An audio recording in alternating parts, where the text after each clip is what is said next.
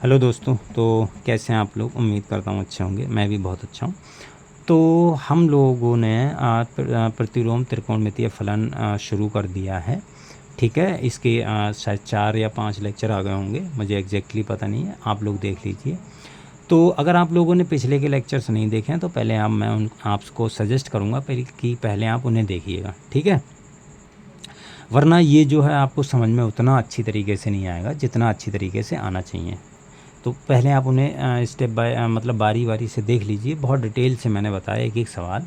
पिछली वीडियो में हमने भी सवाल ही स्टार्ट किए थे, उससे पहले वाले में भी सवाल ही किए थे, और उससे पहले वाली मैंने आपको थ्योरी भी बता रखी है सारी की सारी। तो अगर आप लोगों ने वो नहीं देखी है तो प्लेलिस्ट है, आप वहाँ पर जाइए इसी चैनल पे, तो आपको मिल जाएगी। ठीक है, आज हम कुछ अलग टाइप के सवाल करेंगे।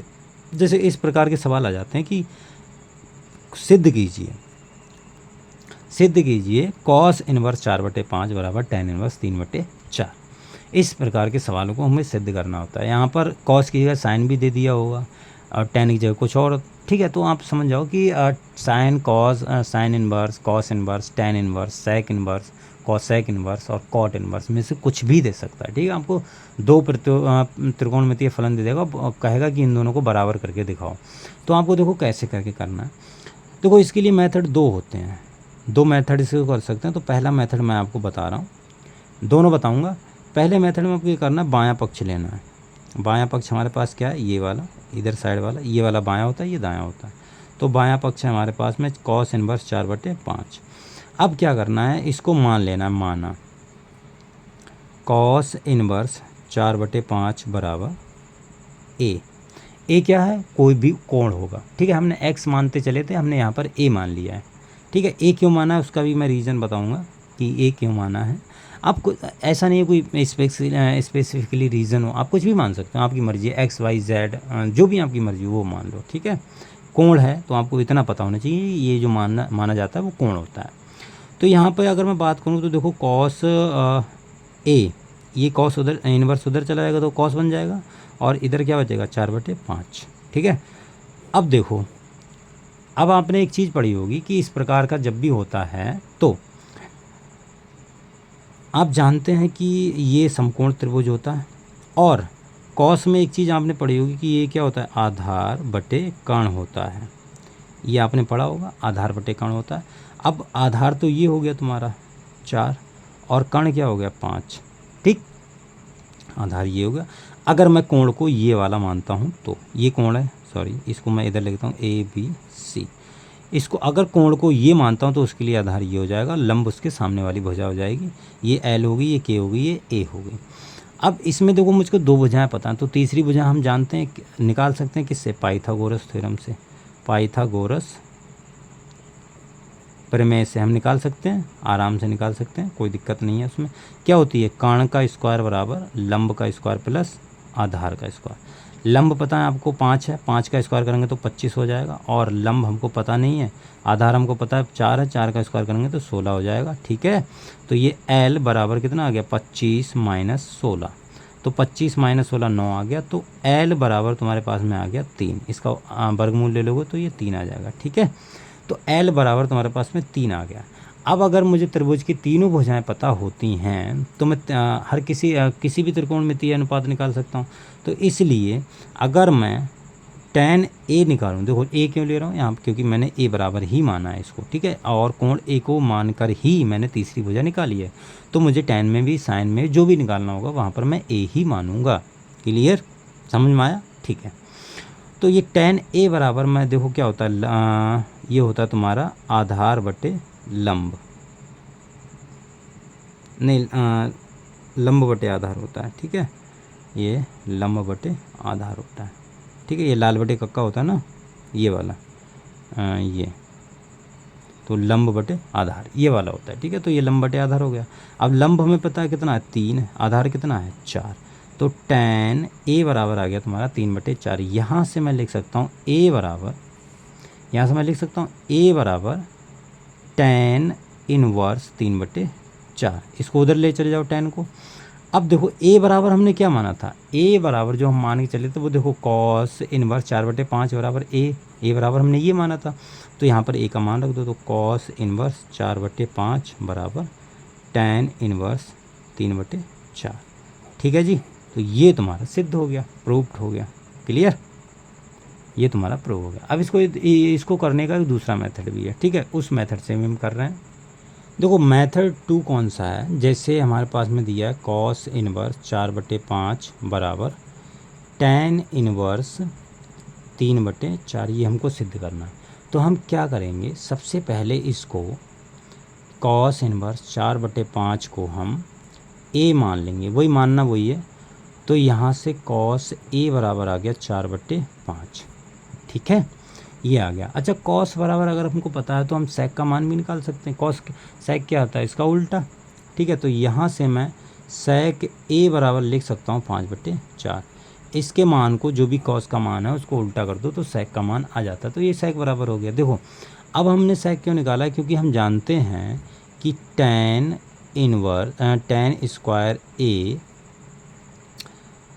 स्क्वायर a बराबर होता है sec स्क्वायर a माइनस 1। ठीक है, ये देखो वैसे फार्मूला ये होता है कि sec square a minus tan square a बराबर 1, ये फार्मूला होता है। ये हमने पढ़ा होगा, वहीं यहीं से हमने निकाला। tan को उधर ले गए, 1 को इधर ले आए, तो sec स्क्वायर a माइनस 1 हो गया। अब देखो sec का मान हमें पता है 5/4, तो इसका स्क्वायर -1, तो 25/16 -1, तो यहाँ से 25 - 16/16। ठीक है, तो ये 9/16 आ गया तुम्हारे पास में tan स्क्वायर a। यहाँ से देखो मैं tan a बराबर निकाल सकता हूँ, ये हो जाएगा 3/4। ठीक है, इसको इधर इसका वर्गमूल ले लेंगे। अब a बराबर यहाँ से निकाल सकता हूँ tan इनवर्स 3/4। ठीक है, 3/4, तो ये तुम्हारा क्या हो गया। अब a का मान रख दो, a का मान क्या है, cos इनवर्स 4/5 बराबर tan इनवर्स 3/4। ठीक है जी, तो ये तुम्हारा प्रूव हो गया। बस इसको ऐसे कर लो आप। तो ये मेथड नंबर 2 है। तो मेरे ख्याल से मेथड नंबर 2 ज़्यादा इजी है। तो आपकी मर्ज़ी, आप जिससे करना चाहें। मैंने आपको दोनों मेथड बता दिए। ठीक है, तो आपकी मर्ज़ी, आप जिससे करना चाहें। देखो एक चीज़ मैं आपको बताऊं, अगला जो सवाल करेंगे उसमें एक चीज़ की ज़रूरत पड़ेगी, तो आप उससे नोट करके लिख लो कि मुख्य मान मैंने आपको बताए थे, तो उसमें sec का रह गया था। sec इनवर्स x का जो मुख्य मान होता है, मुख्य मान जो इसका मुख्य मान होता है, वो देखो इस प्रकार से होता है कि sec जो इन्वर्स है, अगर मैं इसको y मान लूँ, थोड़ी देर के लिए आप y मान लो, सपोज कर लो थोड़ी देर के लिए, तो जो y होता है वो तुम्हारा कहाँ से कहाँ तक जाता है, वो तुम्हारा 0 से स्टार्ट होता है और π/2 के बीच में होता है, और और ये क्या, ये π/2 इज़ लेस देन y पाई। ठीक है, तो आप इसको दोनों को मर्ज करके लिख सकते हो कि जो इसका मुख्य मान होता है वो 0 से लेकर पाई तक होता है, लेकिन y बराबर यहाँ पर π/2 नहीं होगा। देखो cos हमने पढ़ा था तो उसमें 0 शामिल नहीं था। ठीक है, cos हमने जब पढ़ा था तो उसमें 0 शामिल नहीं था, और जब sec पढ़ते हैं तो इसमें क्या होता है, ये π/2 शामिल नहीं होता। तो आप दोनों को मर्ज करके लिखोगे तो जो cos का जो sec इनवर्स का मुख्य मान होता है, इसका जो मुख्य मान होता है इसका जो मुख्य मान 0 से पाई के बीच में होता है। ठीक है, यहाँ पर आपको विशेष करके ध्यान रखना। देखो cos का भी ये होता है, लेकिन cos में ये कंडीशन नहीं होती कि π/2 नहीं होगा। sec में कंडीशन हो जाती है कि ये π/2 नहीं होगा। y sec इनवर्स का मान कभी भी π/2 नहीं होगा, मुख्य मान में कभी भी नहीं आएगा, और 0 से पाई के बीच में इसका मान मुख्य मान होता है। ठीक है, इसको मैंने क्यों बताया, इसकी अगले ज़रूरत पड़ेगी, अगले जो सवाल करेंगे उसमें। ठीक है, चलिए वो सवाल करते हैं। देखो ये सवाल है, इसमें तुम्हें जो अभी मैंने बताया उसकी ज़रूरत पड़ेगी। इस टाइप के भी सवाल बहुत आते हैं। ठीक है, ये तुम्हारा 1 नंबर या 2 नंबर में आ सकता है। जो भी अगर बहुविकल्प में आएगा तो 1 नंबर में आएगा, अगर उसमें आएगा तो तुम्हारा 2 नंबर का आएगा। ठीक है, देखो इस प्रकार के सवाल में इसको हल लिखो, इसका इस प्रकार में कैसे करना है। देखो आप हल में लिखोगे, पहले यही लिख दो, -sec इनवर्स -2। ठीक है, देखो tan इनवर्स √3 है, -sec इनवर्स -2 है। अब देखो इसको हमको जैसे यहाँ पर tan इनवर्स है तो इसको भी tan में ही बनाना है, मतलब tan टेबल में ऐसा ढूंढना है जिसमें ये tan का मान हो। तो आप जानते हैं कि अंडर रूट tan में किसका मान होता है, tan 60 का मान कितना होता है, ये अंडर रूट 3 होता है। 60 को मैं π/3 लिख सकता हूँ, ठीक है।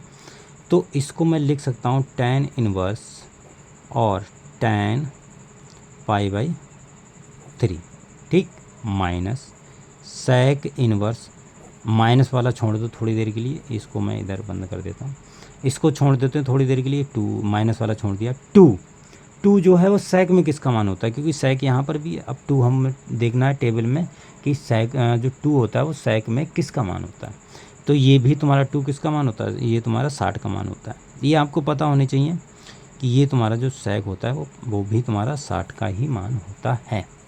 अब देखो इनका जब हम इसको करेंगे, देखो इसको तो ये tan इनवर्स है और ये tan है, तो ये तो आपस में कट जाता है। देखो इस प्रकार के मैंने अभी आपको सवाल बताए नहीं है, क्या कहते हैं, अभी ज़रूरत उस प्रकार के सूत्र की ज़रूरत पड़ी नहीं है, जब पड़ेगी तो मैं आपको आराम से बता दूंगा, आप टेंशन ना लीजिए, ठीक है। आप ये मत सोचना कि कैसे करके काट देते हैं, बस मैं थोड़ा सा हिंट दे देता हूँ कि जब भी आपके पास में साइन इनवर्स साइन x हो तो वो x के बराबर होता है, और कॉस में हो तो कॉस में, टैन में हो तो टैन में, कॉस में ऐसा नहीं होता, वो मैं बताऊंगा, वो मैं सारा डिटेल से बताऊंगा।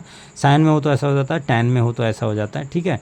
तो बस मैं आपको वही बता रहा हूँ कि इस प्रकार से आता निकल के कि साइन इनवर्स हो अंदर और साइन हो तो ये साइन से साइन कट जाता है, ठीक है, ये कट जाता है, एक्स जो एंगल होता है वही बचता है।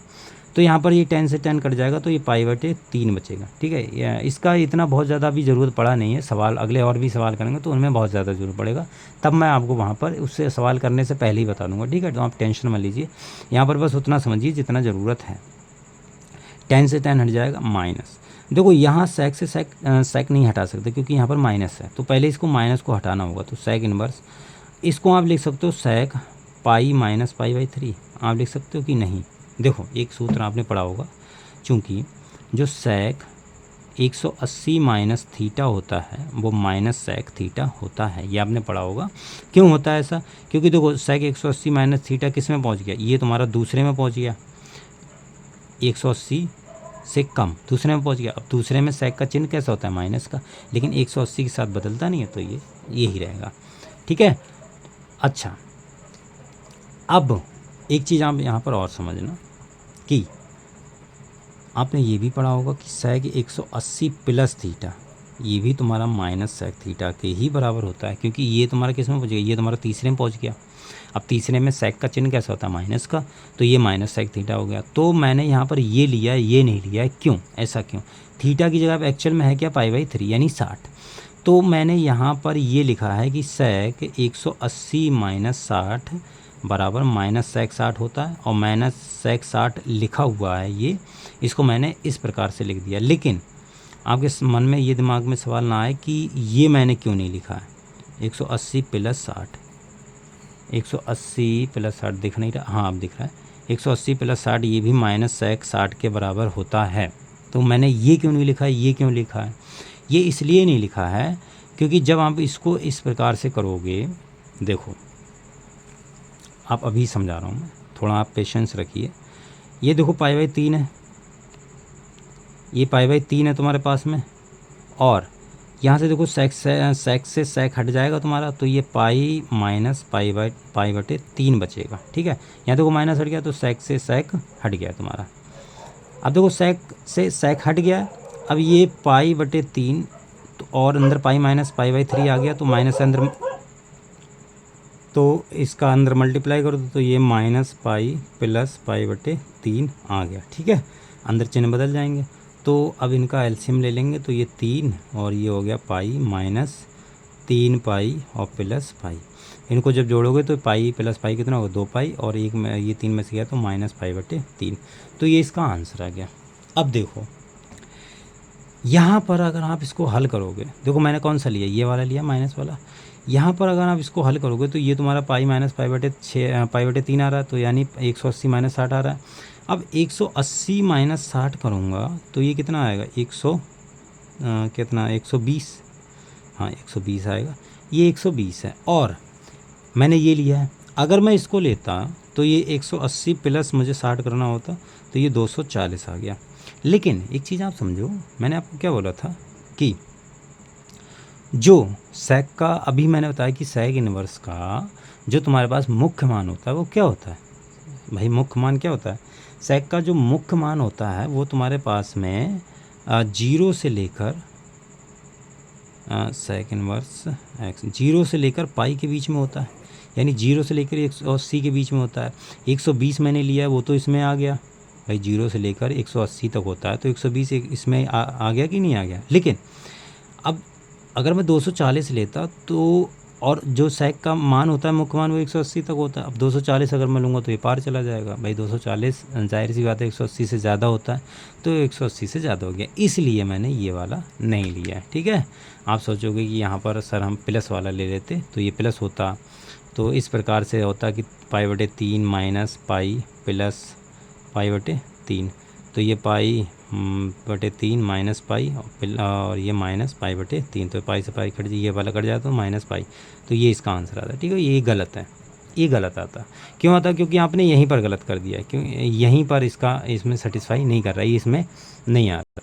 ठीक है, तो इस प्रकार के भी सवाल आते हैं, तो आप इसको ध्यान से समझिएगा, इस प्रकार के आपको सवाल मिलेंगे एग्ज़ाम में। चलिए फिर आज के लिए इतना ही रखते हैं, मिलते हैं अगली वीडियो में, तब तक के लिए बाय।